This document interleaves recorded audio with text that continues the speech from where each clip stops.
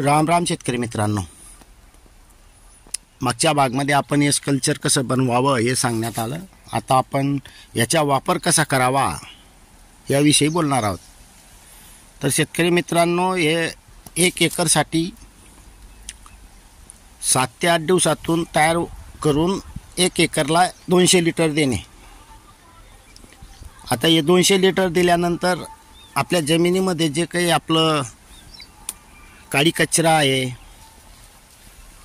किंवा आपलं जे काही रासायनिक दिलेलं गेलेलं असेल, जमीन कडक झालेली असेल, याची बॉन्डिंग तोडून आपल्या पिकांना उपलब्ध करून देतं आहे. भरपूर शेतकऱ्यांचे अनुभव येत आहेत की बा आपण सुरुवातीला कोणी जास्त सोडलेलं आहे, कोण कमी सोडलेलं आहे.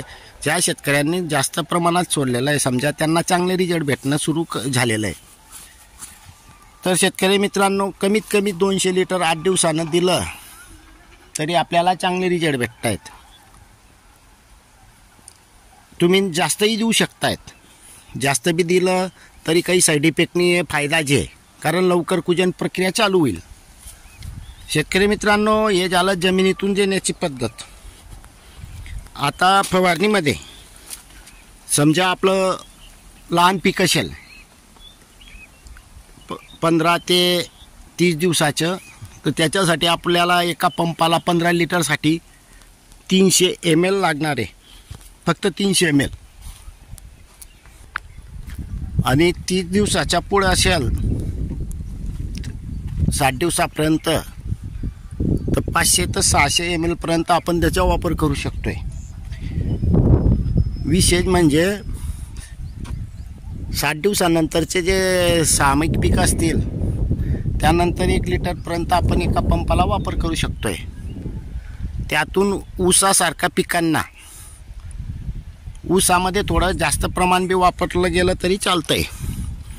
ऊसामध्ये 15 लिटरसाठी 2 लिटरपर्यंत वापर करावा. घास गवत जे काही आपण गवत वर्गीय आहेत त्यांना थोडं जास्त प्रमाण चालून जात आहे.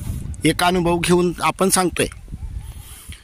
समजा युगायुग आपण म्हणतो की आपण आता फवारणी केली, समजा युगायुग आपण एका पंपाला 2-2.5 लिटर टाकून दिला आणि फवारणी करून दिली. पिकांवर चकचकाकी येते, त्यात शंका राहत नाही.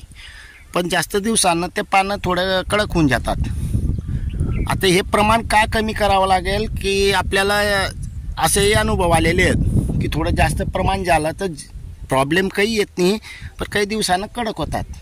आणि योग्य प्रमाण कधी घेतलं तर हा प्रकार होत नाही. तोही आपण बारीक सुरीक अनुभव घेतलेला आहे. तर शेतकरी मित्रांनो, हे झालं आपलं फवारणीचे प्रमाण. आता पुढच्या व्हिडिओमध्ये आपण त्यापासून कोणकोणत्या निविष्ठा बनवू शकतो हे सांगणार आहोत. आज आपण प्लेन एस कल्चर फवारणीतून आणि जमिनीतून देण्याचा विषय झाला. आता पुढच्या वेळेला ज्या काही निविष्ठा बनवू, फवारणी आणि जमिनीतून किती द्यावं लागतील याच्याविषयी बोलणार आहोत. धन्यवाद.